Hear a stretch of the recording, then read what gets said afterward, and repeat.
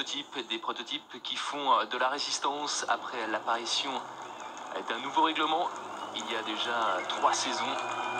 Et ils sont encore quelques-uns comme les Courage à croire en leur chance ici au Mans. Et cette édition en 1995 est surtout marquée par les grands débuts dans la Sarthe de la McLaren F1 GTR. Une McLaren véritable épouvantail du championnat BPR.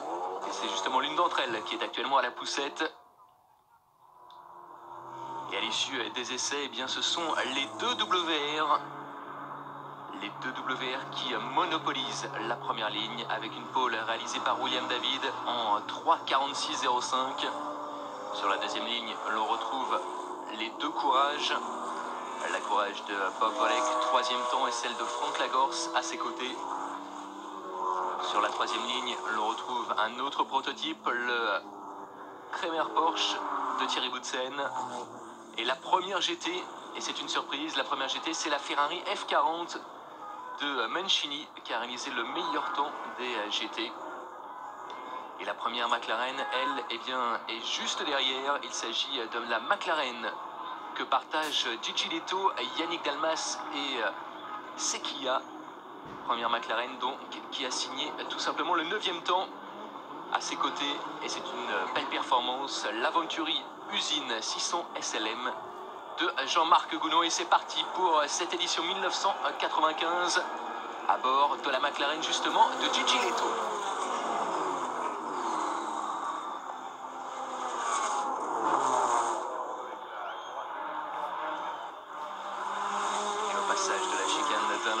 Les deux WR mènent devant les deux Courage.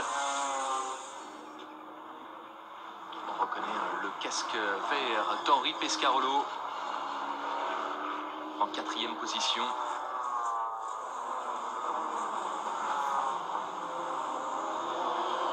Quatre voitures françaises aux 4 premières places dans ce premier tour des éditions de l'édition 1995.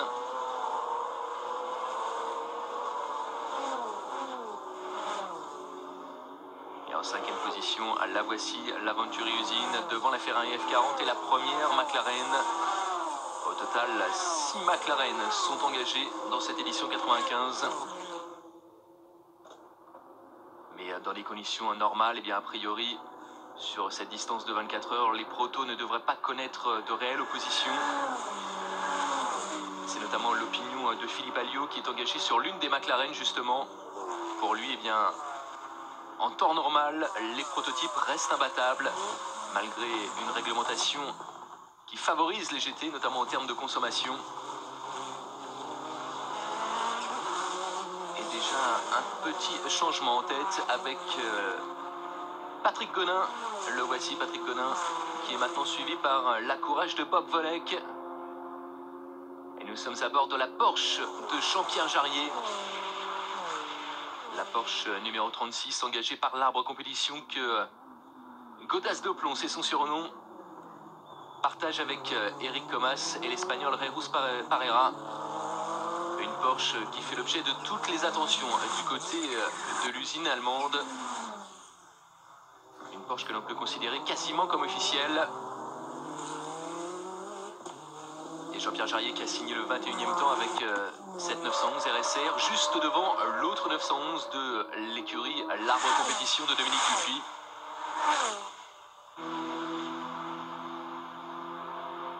Porsche qui soutient en cette année 1995 3 usines, 3 écuries. D'une part, les Courage, les deux Porsche de l'Arbre Compétition. Et un soutien discret est également apporté aux deux speeders Kremer. Kremer qui ont connu beaucoup de problèmes aux essais, avec notamment une sortie de Hans Joachim Stuck. Et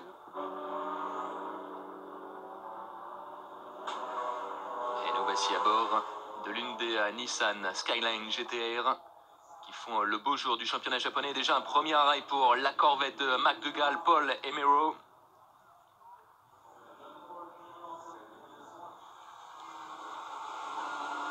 Corvette qui avait tout simplement signé le 48e et dernier temps. Et nous voici à bord de la voiture de Michel Ferté, la Ferrari F40 LM. 3 Ferrari engagés en catégorie GT.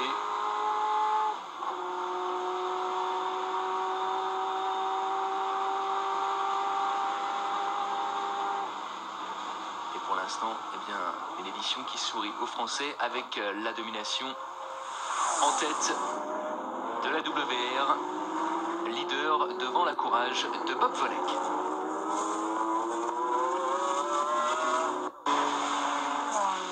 Retournement pour cette édition en 1995 avec l'un des speeders crémés engagés, celui de Stuck Boutsen et Christophe Bouchu. Deux anciens vainqueurs à bord de ce speeder K8. Stuck et Christophe Bouchu. Un speeder qui a connu, je vous le disais, beaucoup de problèmes aux essais. Beaucoup de problèmes de tenue de route. Une sortie pour Hans Joachim Stuck. Et problème pour l'une des WR. Premier arrêt pour William David. Et problème également pour l'une des Sardes, celle d'Alain Ferté et Kenny Atkinson. Et pour la Corvette qui avait signé le dernier temps, eh bien, les problèmes continuent également. Problème décidément également pour la marque Osmantara de Marsh, Migo et Leslie.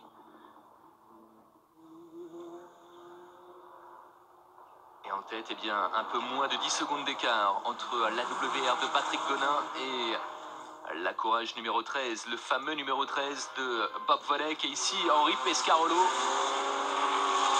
Henri Pescarolo qui dispose lui aussi d'une Courage, mais ce n'est pas la même motorisation. Puisque la Courage de Bob Volek dispose d'un moteur Porsche. En revanche, Henri Pescarolo a bien fait confiance à une mécanique américaine sur cette toute nouvelle Courage.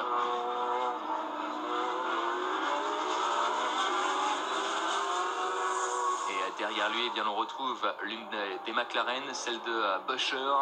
Et à ses côtés, la Ferrari 333 SP, pilotée notamment par René Arnoux.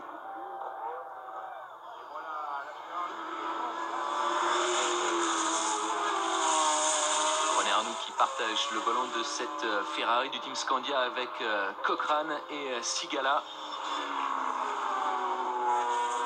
Une Ferrari 333 SP qui a été relativement discrète aux essais avec le 17e temps seulement.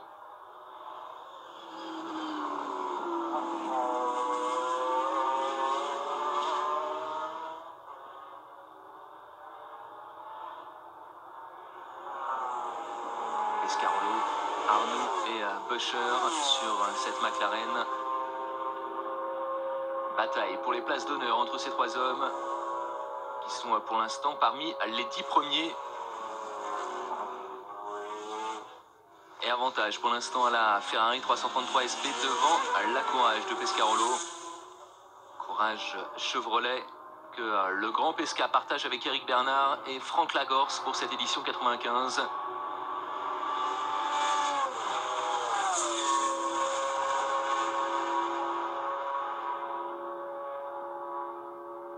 John Nielsen qui attaque à son tour Henri Pescarolo. Équipage de pointe pour cette McLaren numéro 49 avec John Nielsen, que l'on a vu, c'est un grand nom de l'endurance, que l'on a vu notamment chez Jaguar il y a quelques années. Il partage le volant de cette Ferrari avec Thomas Buescher. Thomas Buescher qui fait partie de cette catégorie des gentleman drivers, qui est dans le civil, tout simplement banquier en Allemagne. Et qui se fait plaisir. C'est lui d'ailleurs le propriétaire de cette McLaren. Et nous revoici avec les hommes de tête et la Courage de Bob Volek qui se ferait un chemin parmi les attardés. Et un arrêt au stand pour l'une des McLaren. Et il s'agit de la McLaren décorée par César.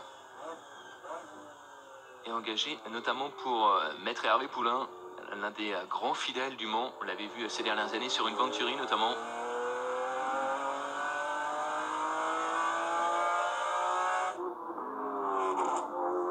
Problème pour la Ferrari. Ferrari qui est arrêtée. Alors que nous sommes à bord de la Nissan Skyline. La voici, la numéro 22 de Fukuyama Kendo et Matsuya. Une Nissan Skyline GTR qui fait les beaux jours du championnat de tourisme japonais, mais qui n'est pas véritablement adapté aux spécificités du Mans.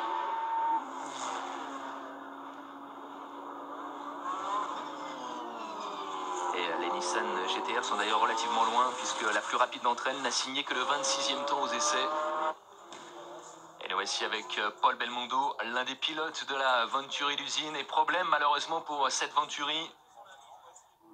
Une Venturi à 600 SLM qui avait signé le 10e temps aux essais. Problème également pour l'une des Honda NSX engagées en catégorie GT, pilotée notamment par Bertrand Gachot. Et vous le voyez, la pluie qui fait son apparition. Retour précipité au stand pour la plupart des concurrents. Et l'apparition de la pluie risque de changer beaucoup de choses dans cette édition 1995. Une édition en théorie promise au proto sur piste sèche, mais avec la pluie, eh bien, le scénario va totalement évoluer et les GT vont trouver leur mot à dire, notamment les McLaren.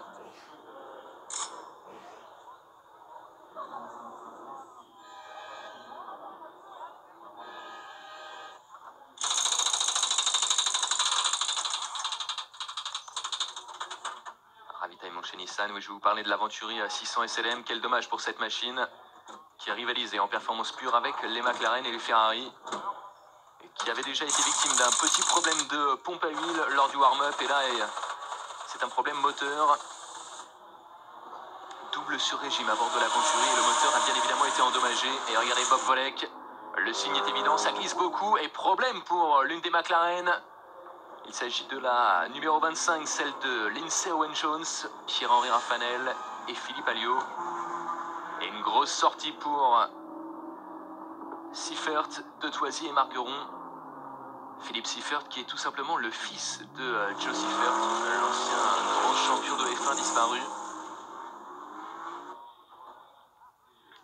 Et la pluie qui bouleverse véritablement cette édition 95. Chez Jaguar, on est également passé par les stands. Et à l'issue de la première heure, eh bien, conséquence de l'arrivée de la pluie, on retrouve deux McLaren en tête. Sacrée surprise pour ces machines qui découvrent le Mans. Le premier proto, la Courage, est au 3e rang.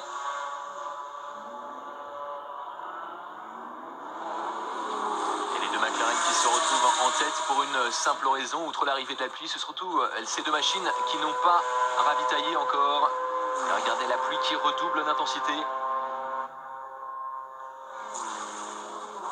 Et en tête, la McLaren de Nielsen et Buescher possède 14 secondes d'avance sur cette machine. La numéro 51, pilotée par Andy Wallace, Derek Bell et Justin Bell, son fils. Derek Bell qui partage le doux rêve de vaincre au Mans avec son fils et de s'offrir un 6e succès personnel dans la Sarthe. Et pour l'instant, c'est bien parti. Et problème pour la McLaren numéro 24, celle de Rebel Helm, Salah et Blundell. C'est Rebel qui est au volant et apparemment il est sorti relativement fort avec, regardez, l'avant qui est fortement endommagé.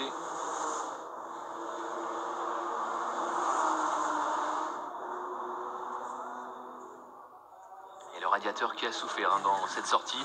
Et problème également pour la Courage de Frank Lagorce. Frank Lagorce à la poussette après le virage d'Arnage. Problème moteur certainement pour Frank Lagorce. Et problème d'alimentation, problème de pompe à essence pour cette machine. Une toute nouvelle machine, je vous le disais. Le tout nouveau châssis Courage associé à un moteur Chevrolet. Problème de jeunesse donc, et Frank Lagorce qui tente désespérément de remettre en marche cette machine.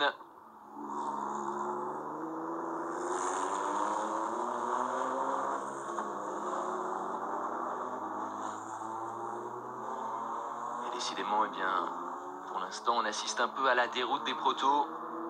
Après la Ferrari de René Arnoux, qui a abandonné prématurément, eh bien c'est au tour de cette Courage de connaître des problèmes et le safety car qui fait son apparition en piste.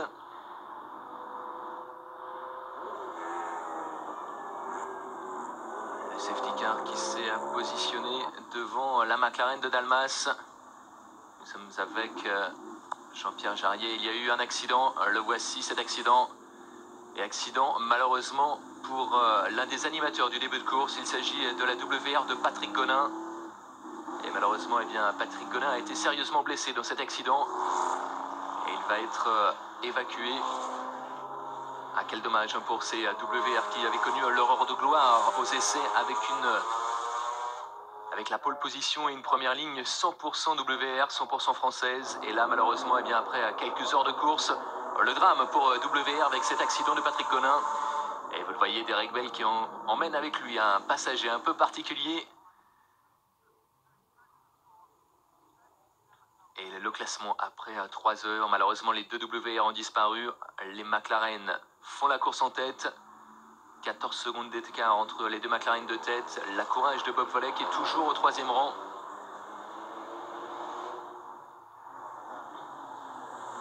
Alors que leur ravitaille est du côté de Pierre-Henri Raffanel, qui partage notamment le volant avec Lindsay Owen-Jones. Lindsay Owen-Jones qui est tout simplement le grand patron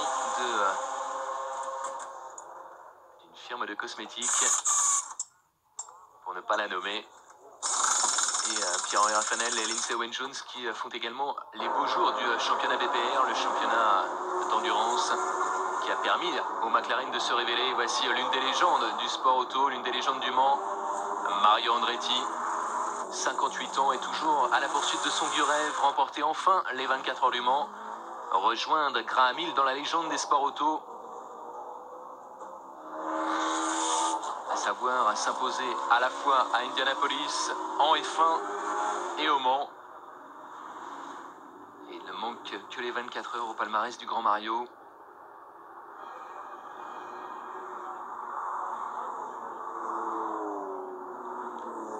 Sacrée surprise en tout cas de retrouver les McLaren en tête après les 3 premières heures de course. Les McLaren qui effectuent leur première sortie ici au Mans. Et voici le leader justement, la numéro 49, conduite à l'heure actuelle par Jochen Mass tout simplement. Jochen Mass, un grand nom de l'endurance également, et une machine qui a véritablement toutes ses chances, et qui occupe la tête avec 14 secondes d'avance sur l'autre McLaren. Des McLaren qui n'ont bénéficié que d'une seule simulation, et encore à la demande des écuries engagées, puisque McLaren n'est pas présent à titre officiel. Ce sont uniquement des équipes privées ou semi-privées qui engagent ces fameuses McLaren. Et à la demande donc de ces équipes, eh bien, McLaren a organisé une seule séance d'essai avec un seul modèle qui a été piloté à Manicourt par John Nielsen, Yannick Dalmas, Pierre-Henri Raffanel et Andy Wallace. Et la simulation, eh bien, s'est arrêtée après 21 heures tout simplement parce que la location du circuit, eh bien, s'arrêtait après 21 heures. Aussi simple que cela, eh bien, la McLaren n'a pas connu de problème majeur, si ce n'est un accélérateur grippé.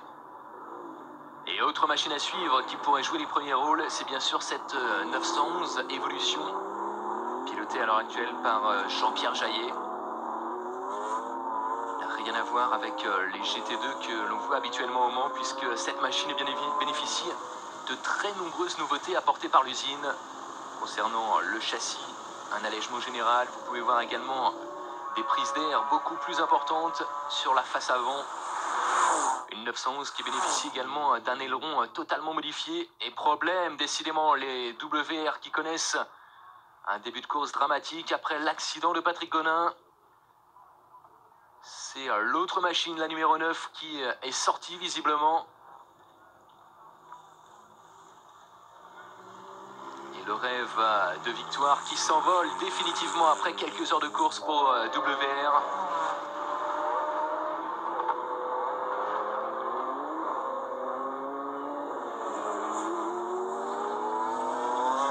Si je vous parlais des McLaren et des Porsche, il faudra également compter dans la catégorie. Attention, tête à queue ici de l'une des Lister.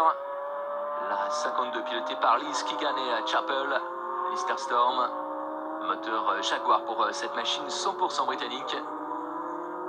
Ou ici en catégorie GT1, il va falloir compter avec les Porsche. Et bien en catégorie GT2, cette machine, la Honda NSX, fait figure de grande favorite.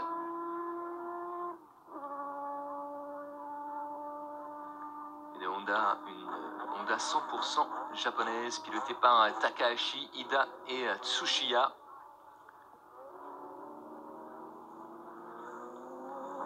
On revoit ce tête à queue de la Lister. Lister qui avait signé le 24e temps aux essais.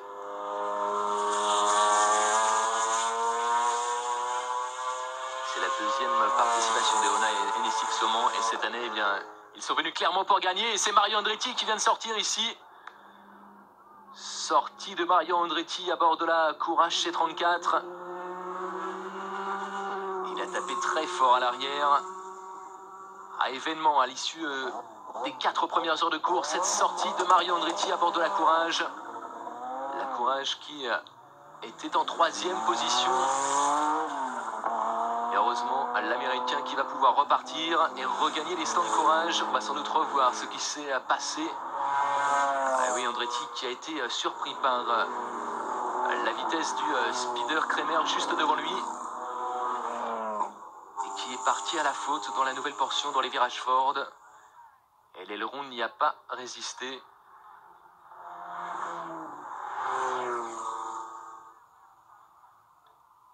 Et la roue arrière, la suspension arrière droite qui a également souffert dans le choc.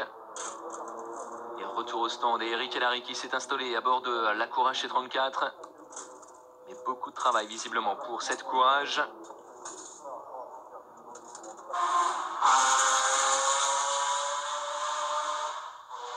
Je vous le disais, qui bénéficie d'un moteur usine cette année, un moteur Porsche. Mais voilà qui va renforcer la domination des McLaren, cette sortie de la Courage, qui était pour l'instant la seule à tenir le rythme des 2 McLaren.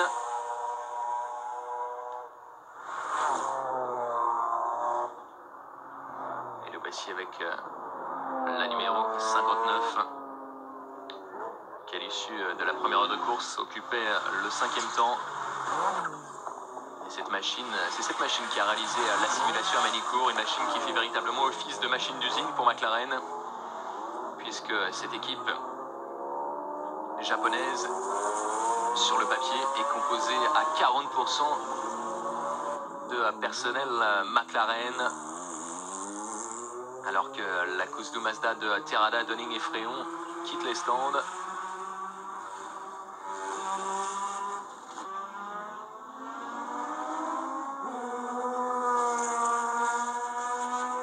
McLaren 59 a signé le 9e temps aux essais, et là, certainement un tête à queue pour la F40LM de Michel Ferté. Thévenin et Palao, et une Ferrari qui s'en sort sans trop de dommages. Avec les conditions qui tournent, des conditions absolument dantesques pour cette édition 1995, alors qu'Eric Hellary va pouvoir relancer la Courage dans la course. Mais cet équipage a perdu 25 minutes après la sortie de Mario Andretti. Et Eric Hellary repart très attardé, puisque cette Courage occupe maintenant le 25e rang.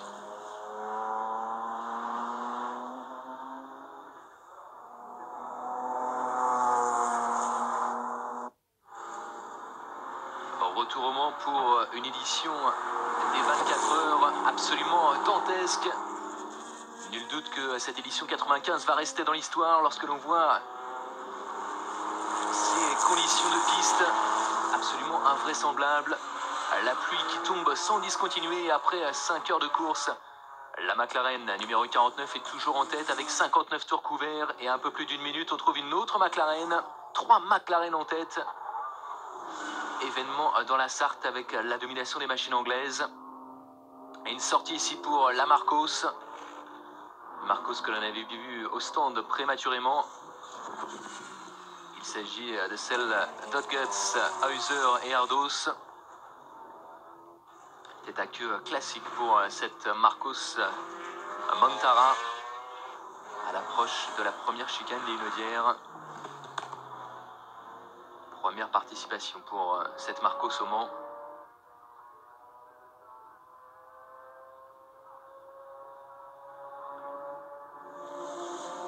Et la Marcos qui va pouvoir reprendre son petit bonhomme de chemin après cette péripétie. Et Et la pluie toujours présente dans cette édition 95. Alors que la nuit tombe progressivement sur la McLaren Dundee Wallace et de la famille Bell. Dundee Wallace qui occupe actuellement le deuxième rang. Le troisième rang, pardon, puisque c'est la McLaren numéro 25 qui a pris la deuxième place. Et un tête à queue, encore un, décidément c'est un festival. Tête à queue pour la Deborah. La Deborah de Santal, Saisonal et Roussel. Deborah Ford, engagée dans la catégorie LMP2. Et ravitaillement du côté de Kremer à bord du speeder numéro 3. Et c'est Franz Conrad, le voici, qui va prendre le volant de cette machine, qu'il partage avec Lessig et Hermana. Ravitaillement également pour la F40 LM de Ferté, Thévenin et Palao.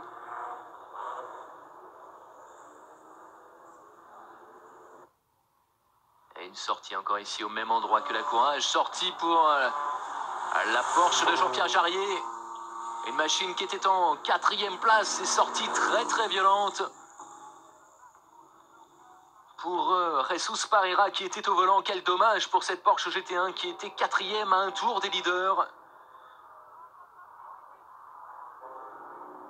Et Jesus Parera qui laisse là la machine. Abandon pour Jean-Pierre Jarier, Eric Comas et Parera. Et un adversaire de moins pour les McLaren.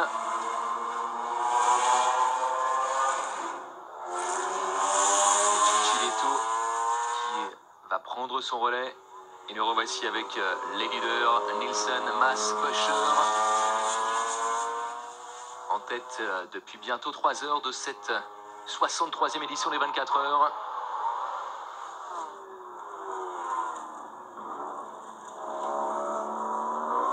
Celle de Pierre-Henri Raffanel, Philippe Alliot et Lindsey Jones occupent pour sa part la 2e place. Mark Blundell dans les stands. Blundell qui attend également le ravitaillement sur l'autre McLaren, la 24. Alors que la nuit tombe sur les leaders et que les problèmes se poursuivent chez Kremer avec un retour au stand pour Hermann à bord du speeder Kremer. Des speeders qui ne sont absolument pas dans le coup dans cette édition en 1995. Après bientôt 9 heures de course, toujours la domination des McLaren. 3 McLaren aux 3 premières places. À noter la 4e place surprise de la Jaguar XJ220.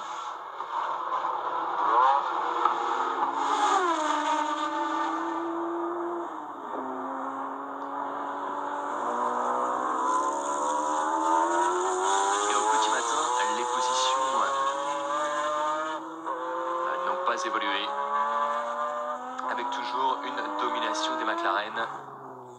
En revanche, chez Porsche, eh bien, la déroute se poursuit avec ici un tête à queue de la machine numéro 77.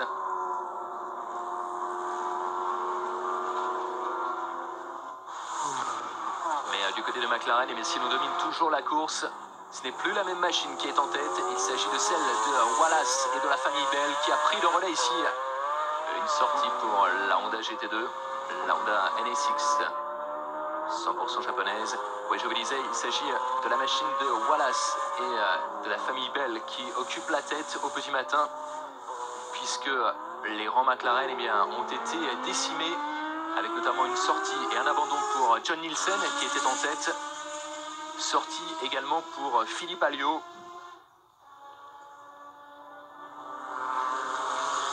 Abandon donc pour Owen Jones, Raffanel et Alliot.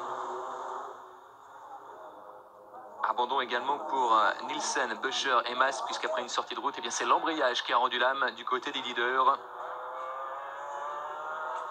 Et c'est donc cette machine, la numéro 51, qui se retrouve en tête. Avec Justin Bell à bord.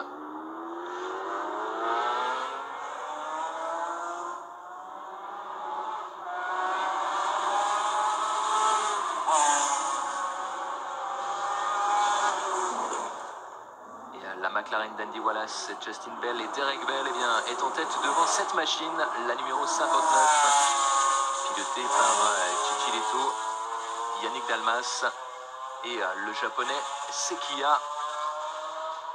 Des McLaren qui ont fait l'objet pour cette course de 24 heures d'une préparation spécifique. Gordon Murray, le concepteur de ces McLaren, le père des Brabham également en F1, et bien Gordon Murray a doté ces McLaren d'un kit endurance pour les 24 heures, avec notamment des freins carbone, une petite préparation à 300 000 francs l'unité tout de même, mais aussi de nouvelles prises d'air. Le capot avant a été totalement redessiné. La transmission, qui est le point faible de cette machine, a également été renforcée. Et de son côté, eh bien, BMW a totalement revu son moteur avec un gain de puissance, plus de 8 chevaux de gagné pour une puissance totale qui avoisine maintenant les 610 chevaux. Et si du côté de McLaren tout va bien, eh bien, du côté de Honda, on ne compte plus que sur cette machine pour remporter une victoire de prestige, une victoire de classe en catégorie GT2, la petite catégorie des grands tourismes, avec cette machine 100% japonaise, car du côté des Honda NSX engagés en catégorie GT1, eh bien, les deux machines ont disparu.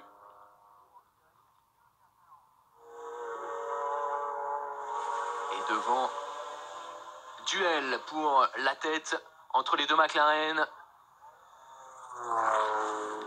La machine de Wallace qui est maintenant directement menacée par celle de Dalmas, Leto et Sekiya. À finale, à suspense dans cette édition 1995. Il est désormais acquis que l'une des McLaren va s'imposer, mais reste à savoir laquelle. À moins de 5 heures de l'arrivée, les deux McLaren qui sont dans la même seconde.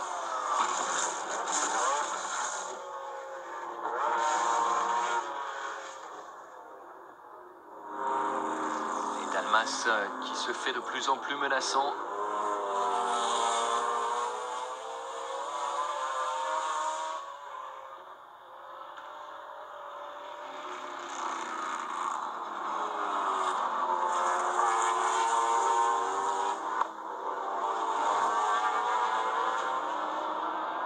On va sans doute assister à un changement de leader à moins de 5 heures de l'arrivée.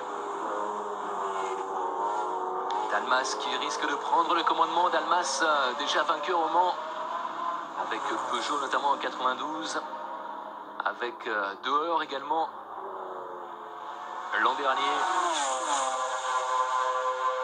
Dalmas déjà 2 victoires au Mans et peut-être une troisième pour cette année 95. Et le voici Dalmas qui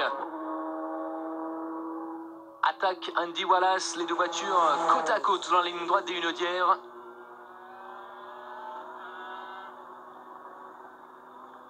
Et Wallace qui pour l'instant conserve son bien, à une arrivée digne d'un Grand Prix dans cette édition 1995 entre ces deux McLaren.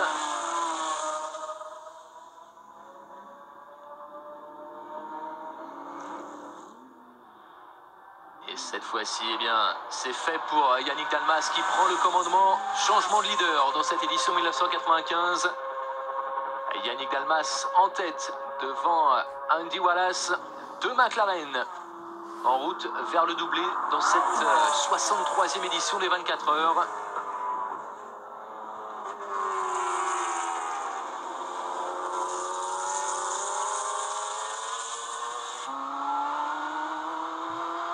Et derrière, nouvelle sortie pour Mario Andretti. Les 4 roues dans l'herbe pour la Courage.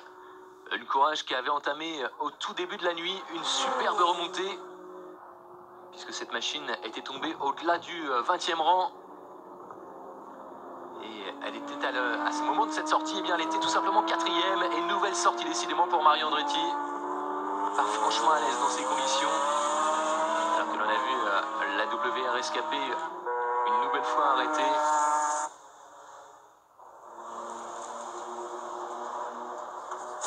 Ravitaillement pour la machine d'Andy Wallace, qui est désormais au 2e rang.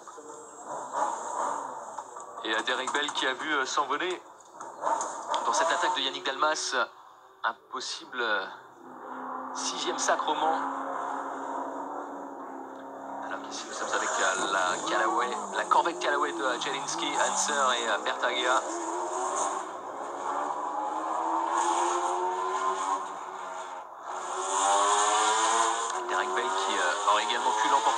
fils, rejoignant ainsi dans l'histoire du Mans la famille Rosier, victorieuse en 1950, le père et fils. Un ravitaillement également pour les hommes de tête, Dalmas, Leto, Sequia.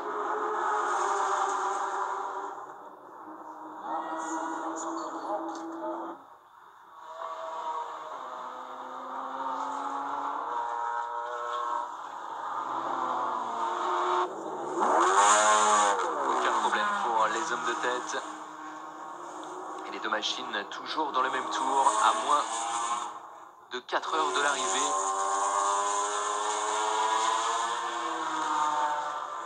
Et bien évidemment, au jeu des ravitaillements, c'est désormais la numéro 51 qui a repris le commandement. Et du côté de Thierry Boutsen, eh bien, cette édition 1995 est assurément à oublier à bord de ce speeder Kramer K8 qui occupe le 6e rang seulement, après bien des déconvenus, puisque Hanstuck est sorti une deuxième fois au cours de la nuit à bord de cette machine, qu'il compare d'ailleurs élégamment à une baignoire.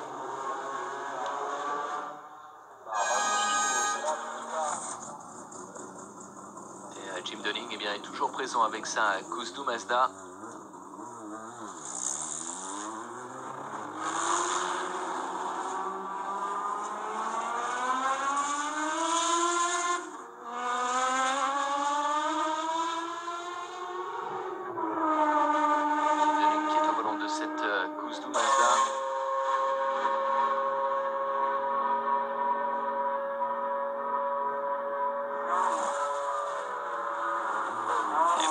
Changement, le leader qui a encore changé puisque c'est de nouveau la 59 qui a repris les devants.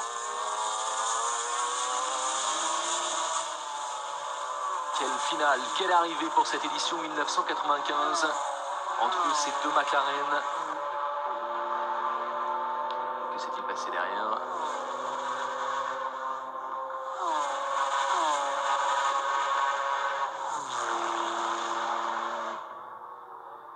Dalmas qui a dû composer avec l'une des Porsche attardées. Petite frayeur pour le pilote français. Regardez les deux machines.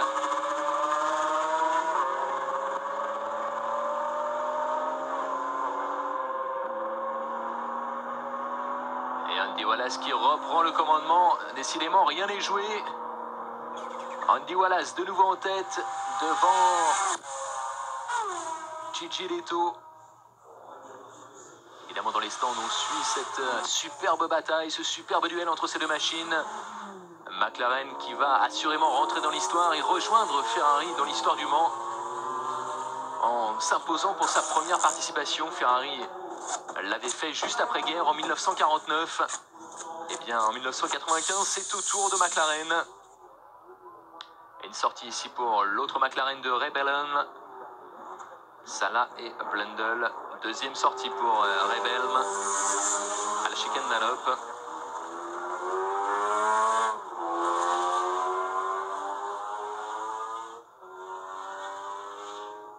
Juste à l'entrée de la chicane d'Allop.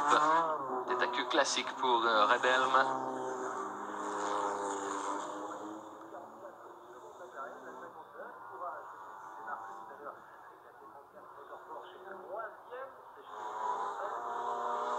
Dommage pour cette machine qui, après les soucis de Ray Bellem en tout début de course, eh bien, avait opéré une magnifique remontée avec Martin Brundle. Ils étaient revenus dans le top 10. Mais là, de nouveau, souci pour Ray Bellem qui va parvenir à s'en sortir malgré tout.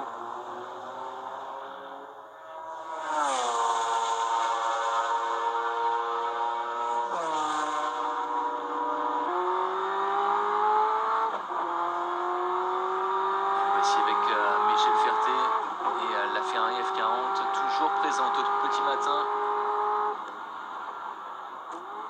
Une machine qui occupe le 12e rang. Et tête à queue en direct à bord de la voiture de Michel Ferté. Et le Français qui n'a visiblement rien touché et qui est sorti apparemment au même endroit que Ray Bellem. Ferrari F40 qui est toutefois bien planté dans les graviers. Et nous revoici avec le leader. Andy Wallace. Et que se passe-t-il à bord de la numéro 59? Problème apparemment pour la 59 au stand.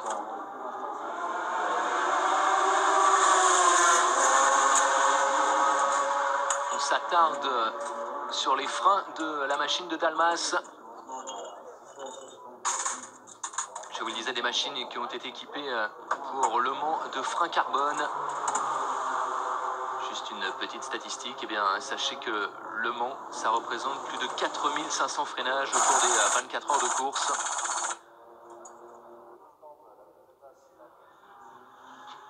Et cette machine de Andy Wallace qui est toujours en tête.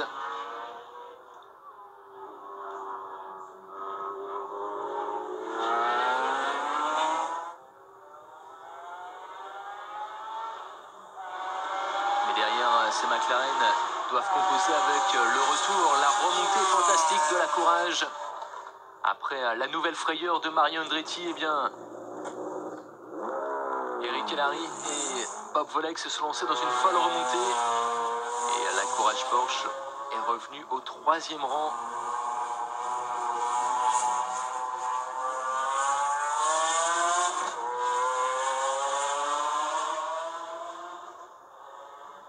Et c'est qui a pris le relais à bord de la 59, toujours au 2e rang. Derrière la machine d'Andy Wallace.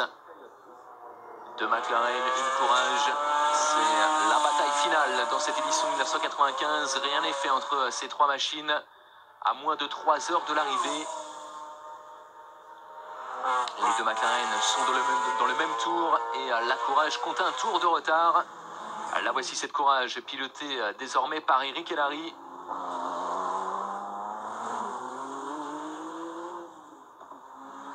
Mario Andretti qui pourrait s'en vouloir si la Courage échoue dans cette remontée. Et que s'est-il passé pour les leaders? Freinage très appuyé.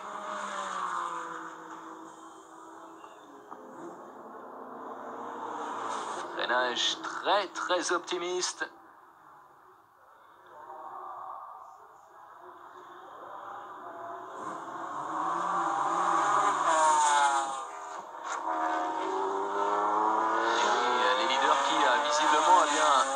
Souffre de problèmes de boîte de vitesse. Ce n'est pas tant les freins qui causent problème à bord de la 51, c'est la boîte qui donne des signes de faiblesse. Et vous le voyez, eh bien, derrière, c'est Kia en a profité pour se rapprocher du leader. De nouveau, moins de 10 secondes d'écart entre les deux McLaren. Et oui, Derek Bell qui a adopté un rythme très lent à bord de la machine de tête. Et bien évidemment, derrière, le japonais, c'est Kia en profite. La machine de tête au ralenti ou presque. Problème de boîte de vitesse. La boîte de vitesse, c'était le point faible des McLaren. Et malheureusement, ça se confirme pour les leaders. C'est peut-être la mécanique qui va décider du vainqueur dans cette édition 1995. À moins d'1h30 de l'arrivée. Nouveau rebondissement en tête. Mais attention pour les deux McLaren, car la Courage d'Eric Hellary, 3e, est maintenant dans le même tour que les leaders. Retournement pour le final de cette édition 1995 avec le ravitaillement pour les hommes de tête et la machine de Derek Bell. De Terada, eh bien, belle performance pour cette barquette Mazda qui occupe le 7e rang à moins d'1 heure de l'arrivée.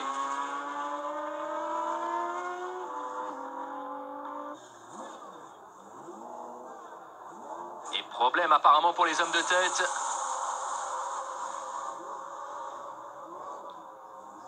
Et problème de boîte apparemment. Problème de boîte de vitesse pour la McLaren de tête, effectivement.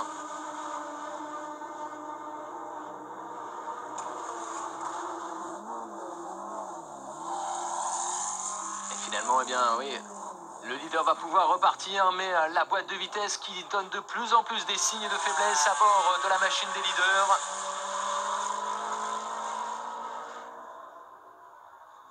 Dernière demi-heure terrible pour la machine numéro 51 et pour Derek Bell.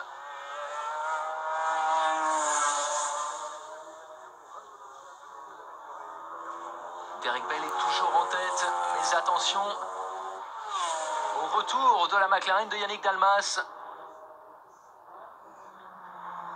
Du côté des GT2, pas de changement, toujours la domination de la Honda NSX. Et voici le retour de la McLaren numéro 59.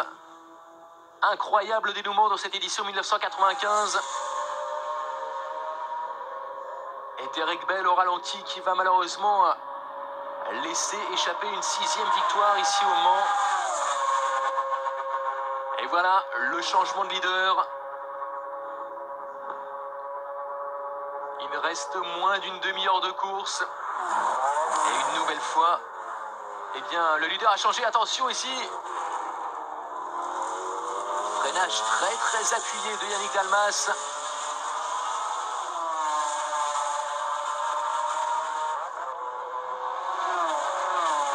C'est Gigi Leto, qui est en tête. Quel freinage de Gigi Leto, tout en travers à l'abord de la deuxième chicane. Belle alerte pour la McLaren de Gigi Leto. Et on rentre dans le dernier tour pour les hommes de tête. Et McLaren qui va s'imposer pour sa première participation.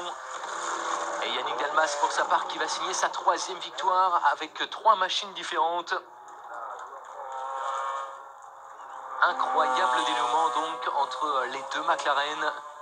McLaren qui aura été le grand animateur et le grand dominateur de cette édition 1995. Puisque les McLaren ont quasiment été en tête de bout en bout après le feu d'artifice des WR en tout début de course.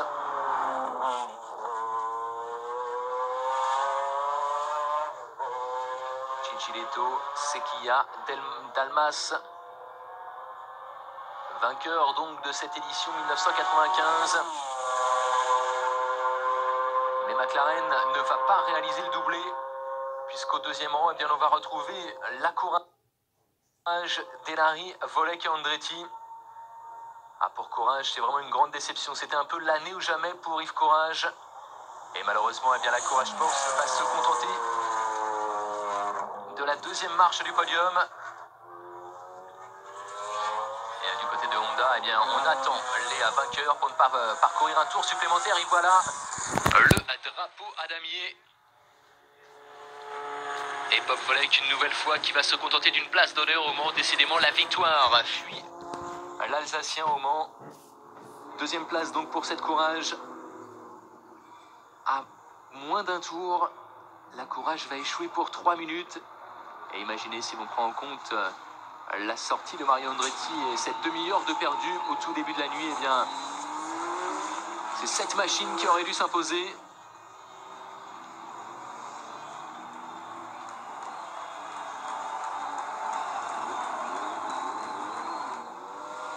Et voici donc les grands vainqueurs dans leur dernier tour.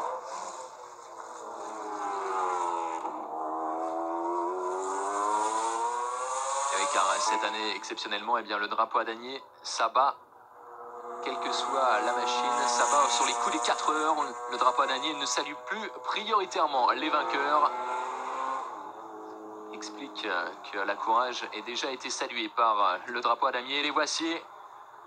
Gigi Leto, Yannick Dalmas et le japonais Sequia, superbe vainqueur de cette édition en 1995. Une 63e édition qui restera assurément dans l'histoire du Mans avec cette victoire McLaren. Mais aussi,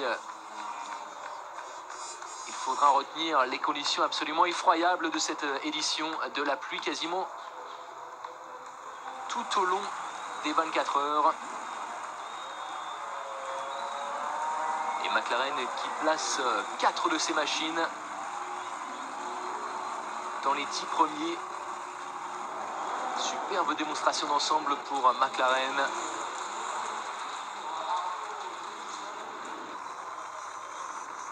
Voici le classement final. McLaren courage. McLaren, 2 McLaren sur le podium. Et Porsche se contente seulement d'une 6e place.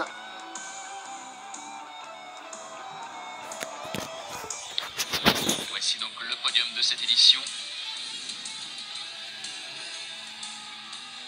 95 avec les grands vainqueurs Dalmas, Sekia et Gigi Leto.